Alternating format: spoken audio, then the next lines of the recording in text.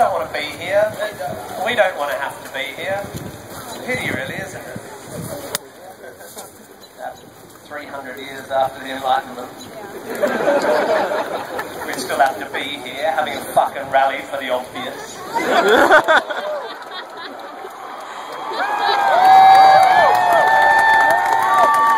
At least that's what I thought.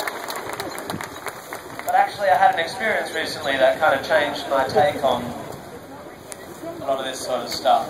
And I want to share it to you because I'm not going to be doing some of the more sort of God-bashing stuff that I used to do, because this thing happened, right? I'll tell you, because I think you deserve an explanation for why I'm not doing songs about irreligious songs anymore. Just enjoying the silence. So what happened? This is what happened, right? True story. This is an entirely true story. I was in Melbourne, in Australia, in Victoria, down the southeast of Melbourne. Yeah, Melbourne. Come on. Why Australians aren't meant to yell when they hear geography they recognise. That's an American habit. Don't yell just because you recognise the geography. No, do. Melbourne.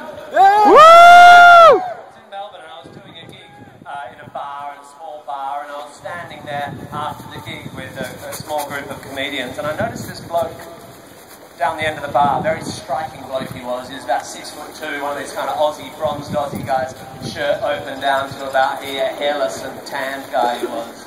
But I also noticed him was hanging around his neck, lying against his tanned, hairless chest on the end of a quite prominent silver chain was a quite prominent silver cross. You know, the kind of cross you might wear if you're a fan of intersections. The lowercase letter T. But probably most commonly if you're a fan of the apparatus upon which first century Romans tortured and put to death thieves and Jewish insurgents. Anyway, he was standing there and he was looking at us, and I could tell he wanted to come over to us. He had that look about him. He was very intense. He was on his own. It was slightly weird. Eventually he came over with his torture equipment flapping against his chest, and he said, "G'day Tim, my name's Sam." His name, it appears, was Sam. And he said, "I'm from Dandenong." Dandenong, for those who don't know, is an outer suburb in the hills just outside Melbourne in Victoria in Australia. And eventually he got talking and he was talking. He was one of those guys who didn't have a very good understanding of personal space, but he was very passionate, and I respect that. But I could tell he wanted to say something, and eventually he said, "I want to say something." So I was right. And he said, I've always wanted to ask you something, because I'm a big fan of your work, and I don't want you to think I'm offended or nothing, because I'm not. But you see, I'm a Christian. That settled that. And he said, "I've always wanted to ask you, because you do a lot of material about God and stuff, but you've never answered for me the fundamental question of why. Why you don't believe in God." And I said, "Well, Sam, I don't believe in God for the same reason that anyone who doesn't believe in a thing doesn't believe in it, because they haven't yet been offered enough evidence to allay my doubts." And he said, "But you don't just go through your whole life only believing things that you got evidence for, do you?" And I said, "Yep." Yeah, that's pretty much how thus far I've managed to wade my way through my tepid existence. Yeah. And he said, "What about love?" And I said, "What about love?" And he said, "Do you believe in love?" And I said, "Yeah, I think so, Sam. Yeah, I believe in love. I feel love. I feel loved. Yeah, I believe in love." And he said, "Aha! You don't have any evidence for love?" And I said, "Oh, well, yeah, I mean, sure. Love without evidence is stalking."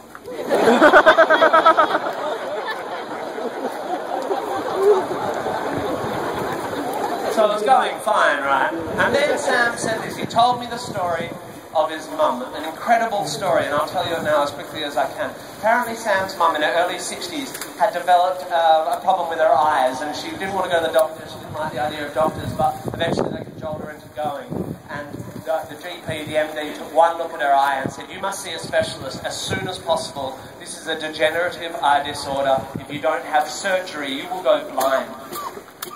And Sam's mum was afraid because she didn't trust doctors, she didn't believe in modern medicine. But Sam and his mum had their church there in the hills, in the Dandenong Ranges outside Melbourne in Victoria in Australia. There was one of these big glass, really popular churches, and it was to their church that they went that Sunday. And apparently the entire packed congregation of some 3,000 people all simultaneously prayed for Sam's mum.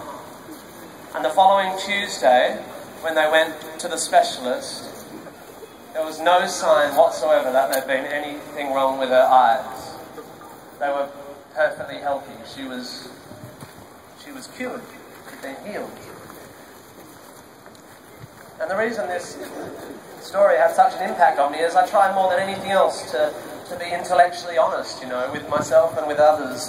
And all I've ever said is I want evidence. And here I was for the first time experiencing a first-person account of what can only be described as a miracle. Oh, I went right on blue when I wrote this song.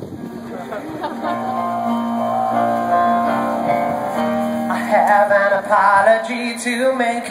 I'm afraid I've made a big mistake. I turned my face away from you, Lord. I was too blind to see the light. I was too meek to feel your might. I closed my eyes, I couldn't see the truth, Lord. But then I saw on the Damascus road, you sent a messenger to me, and so now I've had the truth revealed to me. Please forgive me all those things I said. I'll no longer betray you, Lord. I will pray to you instead, and I will say thank you, thank you, thank you, God. Thank you, thank you, thank you, God. Thank you, God. Thank you, God, for fixing the cataracts of Sam's mum. I had no idea about it, suddenly so clear now. I feel such a cynic, how could I have been so dumb? Thank you for displaying how praying works, a particular prayer in a particular church. Thank you, Sam, for the chance to acknowledge this omnipotent ophthalmologist. Thank you, God, for fixing the cataracts of Sam's mum. I didn't realize that it was so simple, but you showed a great example of just how it can be done. You only need to pray in a particular spot to a particular version of a particular God, and if you pull that off without a hitch, he will fix one eye of one middle-class white bitch. In the past, my outlook has been limited. I couldn't see examples of where life had been definitive, but I can admit it when the evidence is clear as Sam's mum's new cornea, and that's extremely clear. Thank you, God, for fixing the cataracts of Sam's mum. I have to admit that in the past I have been skeptical, but Sam described this miracle and I am overcome. How fitting that the sighting of a sight-based intervention should open my eyes to this exciting new dimension. It's like someone put an eye chart up in front of me and the top 5 letters say ICGOD. Thank you, Sam, for showing how my point of view has been so flawed. I assumed there was no God at all, but now I see that's cynical and simply that his interests aren't particularly broad. He's largely undiverted by the starving masses or the inequality between the various classes. He gives out strictly limited passes, redeemable for surgery or 2-for-1 glasses. I feel so shocking for historically mocking you. Your interests are clearly confined to the ocular. I bet given a chance you'd eschew the divine and start a little business selling contacts online. Fuck me, Sam, what are the odds that of history's endless parade of gods, that the God you just happen to be taught to believe in is the actual one, and he digs on healing, but not the AIDS-ridden African nations, the victims of the plague, nor the flood-addled Asians, but healthy, privately insured Australians with common and curable lens degeneration.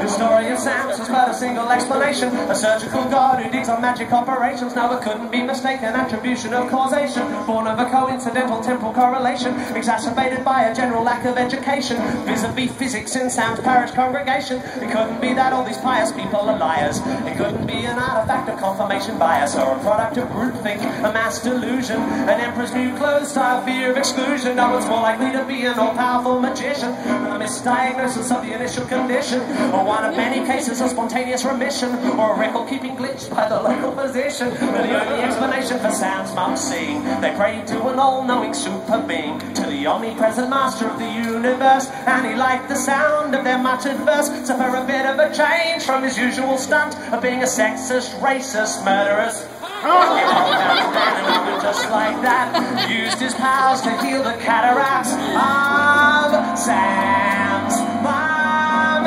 of Sam's mom. Oh, thank you, God, for fixing the cataracts of Sam's mom. I didn't realize that it was such a simple thing. I feel such a tingling, my ignorant scum.